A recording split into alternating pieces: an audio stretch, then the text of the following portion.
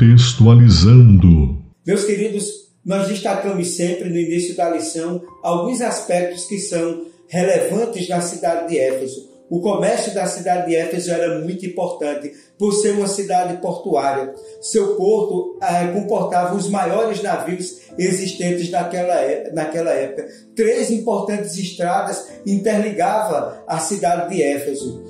Isso destaca-se que essa cidade tinha uma importante circulação de dinheiro naquela época. Outra coisa importante também que nós poderíamos destacar do ponto de vista político da cidade, apesar da cidade de Éfeso não ser a capital, era a cidade de maior importância política na Ásia, que o Império Romano lhe dava uma certa autonomia. Ela até desfrutava do título da cidade de uma cidade livre, pois havia sido concedido de administrar os seus próprios impostos e tributos sem intervenção romana. Ou seja, não havia um inconveniente na cidade de dar humilhante presença de entrada e saída dos exércitos romanos, cobrando-lhe pesados tributos, como acontecia com outras cidades. Sobre a questão da cultura e lazer, anualmente em maio, Éfeso sediava o importante jogo atlético do continente. Veja como era importante isso. Além do estádio onde eram realizados os jogos, os combates de gladiadores e lutas de animais selvagens, a cidade possuía um anfiteatro que nós já destacamos aqui em outro momento, que tinha capacidade para em torno de 25 mil pessoas. Quanto à questão da religião, a cidade de Éfeso, na antiguidade, antes dos tempos do Novo Testamento, a cidade adorava Artemis, mas nos dias de Paulo ela foi romanizada e ganhou o nome de Diana dos Efésios, que era a principal divindade.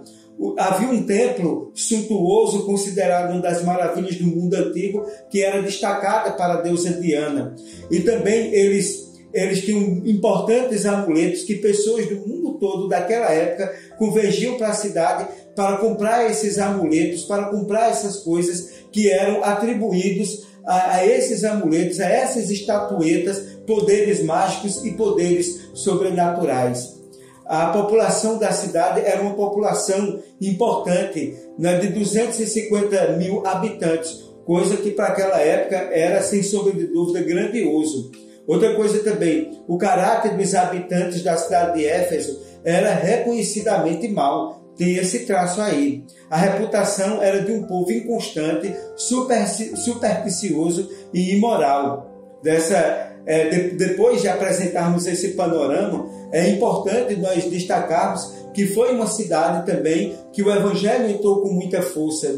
Nós tivemos, como já destacamos, importantes pessoas que passaram ali pela cidade, como o apóstolo Paulo, a mãe de Jesus.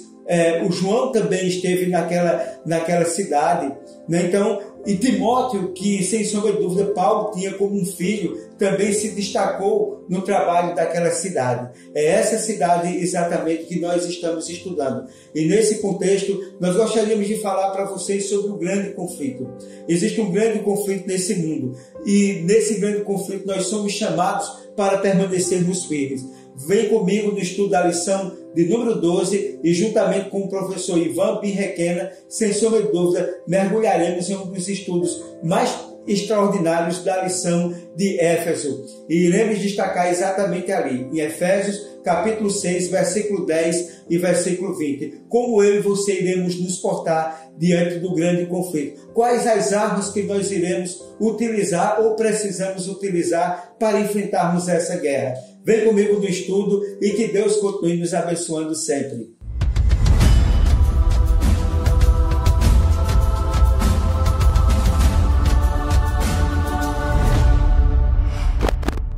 Feliz sábado, meus queridos amigos.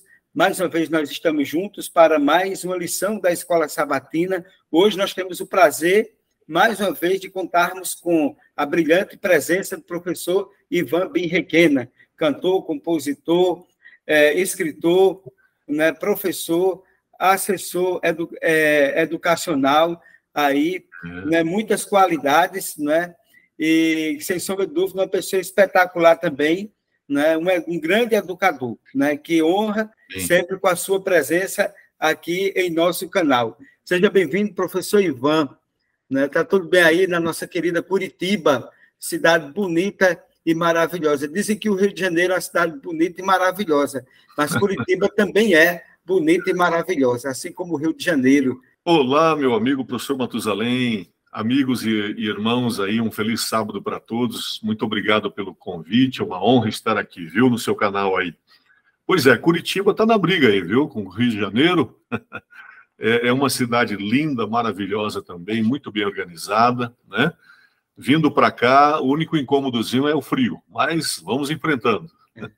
Ou não, né? Às vezes é bom frio também, né? Sim, conserva mais. Atrativo. Aqui tem algumas cidades que fazem parte de um roteiro turístico chamado Caminhos do Frio, né? Opa. A cidade de Areia, a cidade de Bananeiras, né? A cidade de Arara, a cidade de Serraria, entre outras cidades, fazem parte de um programa que tem no período de inverno chamado Caminhos do Frio. Né? Mas vamos adiante. Vamos lá. Lição número 12, o chamado para permanecer firme. Efésios capítulo 6, versículo 10 e 11, que nos diz: quanto ao mais, sejam fortalecidos no Senhor e na força do seu poder. Vistam-se com toda a armadura de Deus, para poderem ficar firmes contra as ciladas do diabo. Professor, com base nesse texto, né, quais seriam os pontos principais a serem destacados nessa lição? Muito bem, professor. Olha, Paulo é um líder, ele não era militar, mas Paulo comandava uma força, digamos, uma força de polícia, né? Então, é um homem que entende de forças armadas, né? E ele sempre usa essa ilustração do soldado, do exército, né? E aqui, nesta passagem de Efésios 6, hoje, ele vem trazendo realmente um grito, um brado, né, de um comandante aí de forças armadas. Ele vai dizer: sejam firmes, fiquem firmes. E nós vamos entender nesse estudo de hoje o que ele está clamando aqui, por que ele está dizendo isso, né? E ele apela: olha, fiquem firmes no poder de Deus. Somente no poder do Senhor conseguiremos ficar inabaláveis, não é? Salvaguardados. Ele faz um alerta contra as ciladas do inimigo, não é? O inimigo também é um combatente muito poderoso, não podemos cochilar. Menosprezar a força do inimigo, né? De forma alguma, não dá para menosprezar, atenção máxima e firmeza máxima. A vitória, professor, nós sabemos que está garantida, mas ela está garantida no Senhor. Então, querer viver ausente do Senhor é condenar-se a si mesmo, né? Mas são... O profeta Eliseu disse para Geazi, né, que estava assustado com o exército inimigo, né? Geazi, olha aí, olha por cima dos montes aí. Mais são os que estão conosco do que os que estão com eles. Então, professor, o início é esse. O exército do Senhor é por nós. Ok, professor, muito bem. E aqui, em Efésios, capítulo 6, versículo 10 a 20, começa um discurso de batalha, né? E no início aqui do versículo 10 e 11 diz o seguinte: quanto ao mais, sendo fortalecidos no Senhor, na força do seu poder, né, conforme nós já lemos, revestivos de toda a armadura de Deus, para poderes ficar firme contra as ciladas do diabo, porque nossa luta não é contra sangue e carne, e sim contra os principados, potestades, contra os dominadores deste mundo tenebroso, contra as forças espirituais do mal nas regiões celestes. Portanto, tomai toda a armadura de Deus, para que possais revestir no dia mau, depois de ter desvencido tudo, permanecei inabaláveis, estáis, pois, firmes, cingindo-vos com a verdade e vestindo-se da couraça da justiça, calçai os pés com a preparação do evangelho da paz, embraçando sempre o escudo da fé, com o qual poderes apagar todos os dardos inflamados do inimigo. Tomai também o capacete da salvação, a espada do Espírito, que é a palavra de Deus, com toda oração e súplica, orando em todo tempo no Espírito, para isso vigiando com toda perseverança e súplica por todos os santos, e também por mim, para que me seja dada no abrir de minha boca a palavra, para com intrepidez fazer conhecido o mistério do Evangelho, pelo qual sou embaixador em cadeias, para que em Cristo eu seja ousado para falar, como me cumpre fazê-lo. Professor, o que significa o grito de guerra, né, para nós, combatentes no grande conflito? Aqui, Paulo, ao escrever os Efésios, ele dá uma sacudida, né, professor? O que é que significa esse chamado à guerra aqui que Paulo ele faz aqui nesse texto, nesse discurso de batalha? Sim. Vamos criar uma cena agora aqui, professor, amigos, irmãos, na nossa mente. O exército, os pelotões estão ali alinhados para sair para a guerra, para a batalha, viu? Está todo mundo pronto ali com as suas armas, suas proteções, né, cavalos, enfim, está tudo pronto ali, alinhadinho, e o comandante está ali em frente a essa multidão aí maravilhosa, pronta para a guerra. Aí ele começa a fazer um discurso de incentivo, de motivação, um discurso de vitória. Ele não quer outra coisa a não ser a vitória. E ele está falando ali para aquele povo todo, não é? À frente dos combatentes ali, e ele vai dizer, então, estejam vestidos com as armaduras, com a espada, com a lança, com o escudo, não é? Estejam prontos, sejam fortes, estejam firmes. Nós vamos vencer, nós já somos vencedores. Esse é o discurso da batalha. Paulo traz esse contexto para a igreja. É a mesma coisa, professor. Nós somos hoje combatentes de um conflito cósmico. Nós somos chamados pelo capitão maior, pelo nosso general, a guerrear, a lutar, empunhar as armas, sim, e enfrentar, ir adiante. Então, aí ele traz uma lista, né, de itens necessários para esse, entre aspas, militar cristão, né? Olha, verdade, justiça. Eu pergunto, quem é que vence a verdade? Ela é invencível.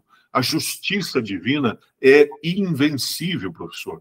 O evangelho da paz, a fé, a salvação, o Espírito Santo, olha que lista maravilhosa que Paulo está trazendo. A Bíblia, não é? A oração. Nós somos parte do exército divino, minha gente.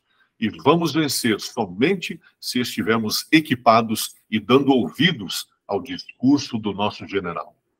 Ok, professor, muito bem. Professor, ainda continuando nesse texto, né, que é o texto que vai nortear o estudo da lição, né? Em que sentido o grande conflito que envolve poderes sobrenaturais literais é central no argumento de Paulo? Porque manter essa verdade diante de nós é importante em nossa caminhada com Deus, né? Considerando esse contexto, né, do capítulo 6, versículo 10 até o versículo 20. Sim. Então, esse discurso de guerra, de batalha, de motivação, ele começa com um pedido de fortalecimento. Paulo clama, irmãos, Paulo clama, sejam fortalecidos no Senhor. Tenham fé no Senhor. O inimigo é poderoso? É astuto? É mentiroso, enganador, violento? Sim, mas o nosso Senhor vence tudo isso, ele já venceu. Então, o clamor de Paulo, professor, é que nós sejamos fortalecidos no Senhor. Olha, na força do seu poder. Quando nós nos desvestimos de nós mesmos, né? Desacreditamos em nossa própria força e nos revestimos do Senhor, quando nós damos lugar pela fé à força do Senhor em nós, aí o problema está resolvido, certo? Então, o apelo dele é que estejamos juntos com Jesus. A vitória é só no Senhor, não é na nossa força, na nossa capacidade, na nossa intelectualidade, nada disso. É na força do Senhor, é no poder do Senhor. Jesus venceu no Pai, Jesus venceu com o está escrito, com o assim diz o Senhor. E assim deve ser com a igreja. Nós temos do nosso lado ninguém mais, ninguém menos que Deus Pai, Deus Filho e Deus Espírito Santo, o Trino Deus está conosco. Então, irmãos, amigos, Jesus é a fonte da força necessária. Amém. Bom, o grande conflito nas cartas de Paulo. Aqui a gente tem um cenário de grande conflito, né, no capítulo 6, versículo 10 até o 20. Lá em Romanos, capítulo 13, versículo 11 e 14, diz: E digo isto a vós, outros, que conheceis o tempo. Já é hora de vos despertardes do sono, porque a nossa salvação está agora mais perto do que quando o princípio cremos. Vai alta noite e vem chegando o dia. Deixemos, pois, as obras das trevas e revistamo-nos das armas da luz. Andemos dignamente como em pleno dia, não em orgias ou bebedices, não em impudícias e dissoluções, não em contendas e ciúmes, mas revesti-vos do Senhor Jesus Cristo, e nada disponhais para a carne no tocante à sua concupiscência. Tessalonicenses também, capítulo 5, 1 Tessalonicenses 5, versículos 6 e 8 diz: Assim, pois, não durmamos como os demais, pelo contrário, vigiemos e sejamos sóbrios. Ora, os que dormem, dormem de noite, e os que se embriagam, é de noite que se embriagam. Nós, porém, que somos do dia, sejamos sóbrios, revestindo-nos da couraça da fé e do amor e tomando como capacete a esperança da salvação. E 2 Coríntios, capítulo 10, versículo 6, ainda diz: Porque, embora andando na carne, não militamos segundo a carne, porque as armas da nossa milícia não são carnais, e sim poderosas em Deus, para destruir fortalezas, anulando nós sofismas e toda a altivez que se levante contra o conhecimento de Deus, e levando cativo todo o pensamento à obediência de Cristo, e estando prontos para punir da desobediência, uma vez completa a vossa submissão. Aqui, porque Paulo emprega o tipo de ilustração, né? Ele está quase que comparando aqui o que diz em Efésios com o que diz lá em Romanos, Tessalonicenses e Coríntios. Está contextualizado, né, que o grande conflito, né, nas epístolas de Paulo citadas, né, e como a gente pode entender isso, professor, esse contexto de grande conflito, né, que nós enfrentamos e que Paulo coloca muito bem, sempre advertindo, né, de forma muito firme e célere a Igreja de Deus. Muito bem, professor, é isso mesmo. Veja, Paulo, o apóstolo Paulo era um combatente, era um homem armado. Ele tinha uma força armada consigo. Inclusive, na viagem que ele fez, onde foi convertido, ele estava seguido de uma força armada, né? O que acontece? Na sua experiência, ele tinha muito de entendimento sobre combates, sobre batalhas, sobre conflitos, né? Ele era perseguidor. Então, ele usa muito a metáfora das Forças Armadas e ele conclama o povo da igreja agora, chamando-nos de combatentes também. É hora de despertar, acordem, o tempo está no fim, o tempo acabou, levantem-se. O inimigo, professor, ele leva muito o povo de Deus à sonolência. Tá? O que acontece? Quando nós nos sentimos confortáveis em nós mesmos, somos levados à sonolência. E ele quer que nós fiquemos dormindo. Tá? O Senhor está vindo, o Senhor está chegando, e nós precisamos despertar. Despertar é a palavra de ordem aqui no grande conflito. Despertar é a primeira. Vestir-se da palavra, vestir-se da armadura de Deus, com todas as armas do Senhor, é o segundo grande comando dele.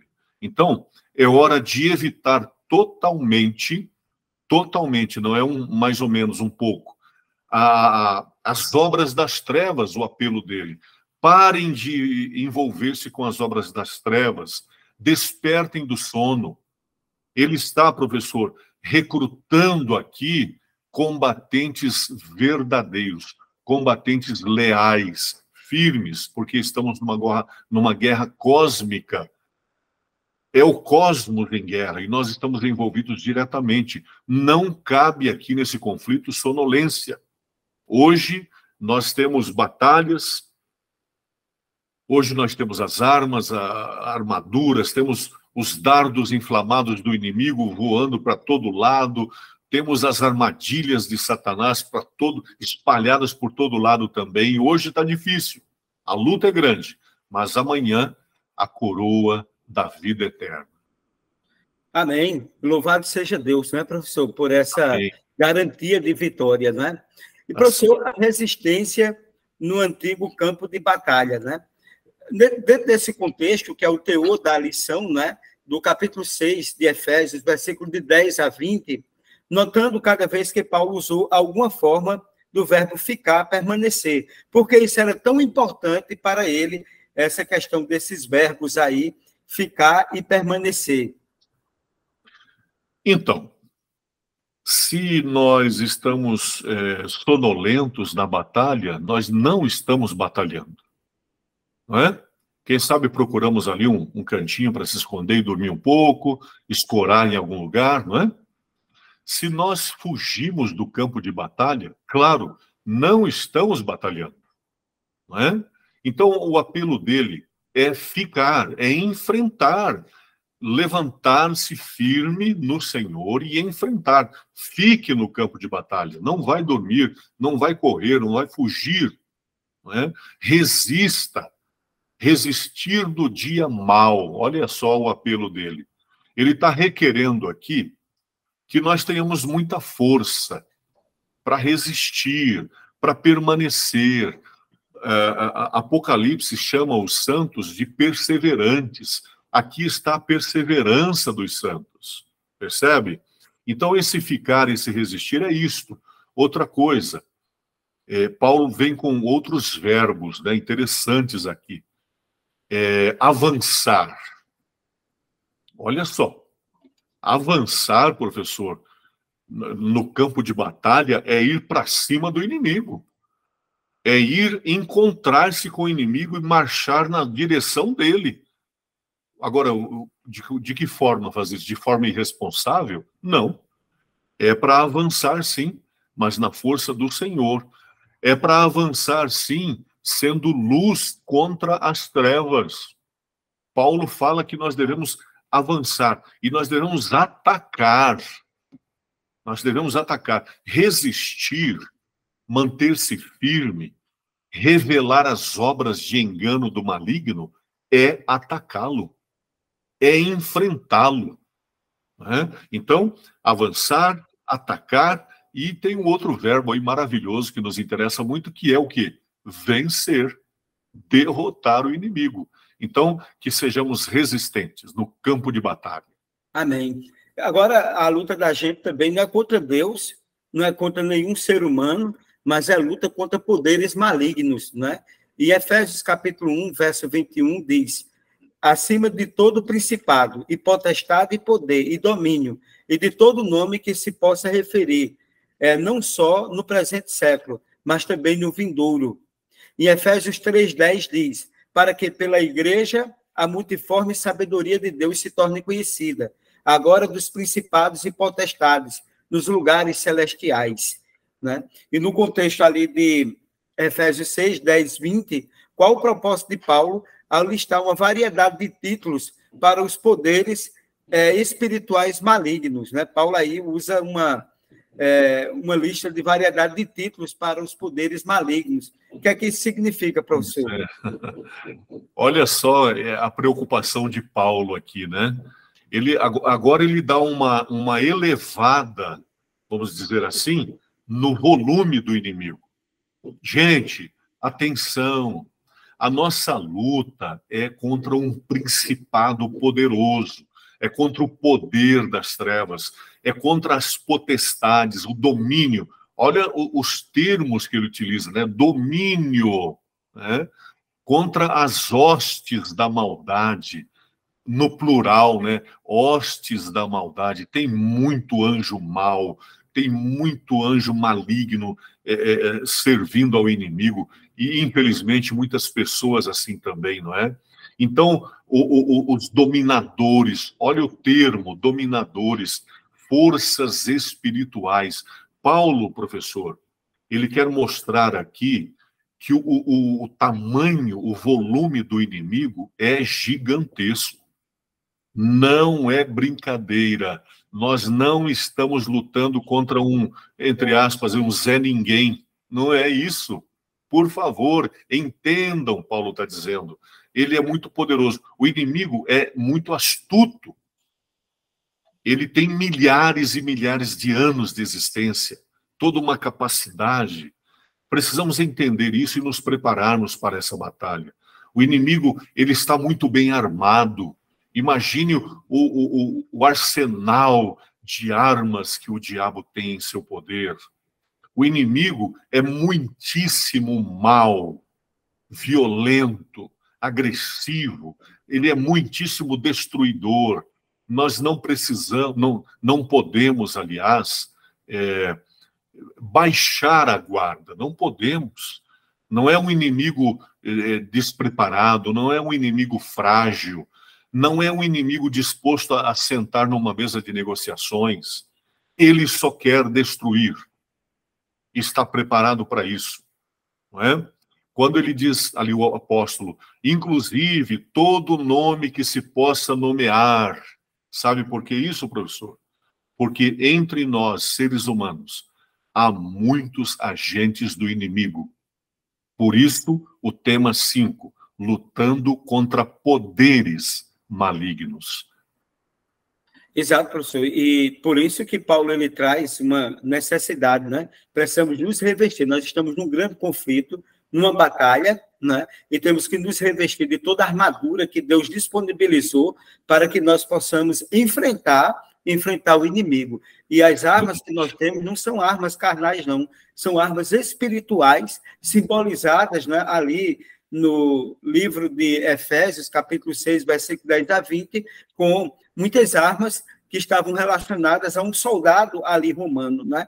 Então, se nós não nos precavermos com relação a isso, nós seremos presa fácil nas mãos de um inimigo terrível, um inimigo cruel, um inimigo que vem para matar e para destruir. Não é isso? Verdade. Professor, considerando o que nós estudamos, o que é que o senhor poderia destacar e qual, vamos dizer assim, se o senhor tem na sua experiência, na sua vida, alguma coisa que o senhor poderia dizer verdadeiramente, essa lição contextualizou com essa experiência de vida vivenciada por mim em determinada circunstância? Certo, professor. Vamos lá, então. Olha, se nós consentirmos em baixar as armas agora, né, dar uma relaxada e tal, poderá haver, sim, para nós, aí, para quem quiser fazer isso, dias de até relativa paz, tá bom? Mas o custo disso é muito alto. O custo disso é nada mais, nada menos do que a vida eterna ao lado do Senhor. Então, consentir em baixar as armas, em afrouxar, até tudo bem, o inimigo vai dar uma acalmada nas coisas ali para aquela pessoa, mas o custo é muito alto. E Ellen White diz, inspirado, o seguinte, que haja guerra até o fim da história desta terra. Que haja guerra, ela está dizendo. Ao invés de paz, por meio de apostasia e de pecado, que haja guerra. Então, não à apostasia, não ao pecado. E nós vimos também, professor, que a lição dá até uma citada aí no Apocalipse. O Apocalipse também é um livro que mostra guerra, não é? A guerra em que estamos envolvidos. Guerra terrível. Mostra os bens da vitória também. O Apocalipse traz para nós, por exemplo, o novo céu e a nova terra, para os vitoriosos, né? A coroa da vida. O Apocalipse nos mostra o mar de vidro, a árvore da vida, são os bens dos vitoriosos. Então, o nosso apelo aí é que permaneçamos firmes para vencer, continuar vencedores. Não permaneçamos sonolentos, inertes, mas que possamos atacar, ir ao encontro, sim, da mentira, destruir as obras das trevas, revelando luz. não é um ataque irresponsável, não é uma provocação fútil ao inimigo, é algo embasado na palavra de Deus. Derrubar todas as obras do maligno é a nossa batalha, não é? O testemunho de uma vida iluminada é suficiente para isso. E eu deixo aqui o testemunho de um homem bíblico, tá bom? Que foi um guerreiro vencedor. Havia um homem na terra de Uz chamado Jó. Acho que não precisa dizer mais muita coisa. O que ele enfrentou foi algo assim cósmico e venceu. Venceu porque ele diz o seguinte: eu sei em quem tenho crido, eu vou esperar no Senhor. Ainda que ele me mate, nele esperarei. Amém. Louvado seja Deus. Que testemunho poderoso, né? Esse testemunho de Jó, né? Ele viveu também um grande conflito. Todos nós vivemos também o nosso grande conflito. E a humanidade vive um grande conflito. E nesse grande conflito, de que lado nós estaremos, né? De que lado nós estaremos? Como o professor disse, que haja guerra, né? Que haja guerra, porque não há nenhuma harmonia entre as trevas e a luz. Né? Não há nenhuma harmonia. Né? E quando disser a paz e segurança, eis que vem repentina destruição. Né? Que estejamos preparados, mas, acima de tudo, né, que nós possamos buscar, né, aquilo que Deus disponibilizou para todos nós, essas armas para enfrentarmos o inimigo nesse grande conflito que estamos vivenciando. Professor, mais uma vez, nós agradecemos a sua brilhante presença. Eu que agradeço. Eu queria que o professor fizesse uma oração e depois a sua saudação final. Com certeza. Muito obrigado mais uma vez, professor Matusalém e equipe aí, maravilhosa, e todos os irmãos e irmãs. Vamos orar. Pai de amor, nosso grande comandante, obrigado, Pai, pela honra que temos de ser combatentes selecionados pelo Senhor para esses enfrentamentos contra o inimigo.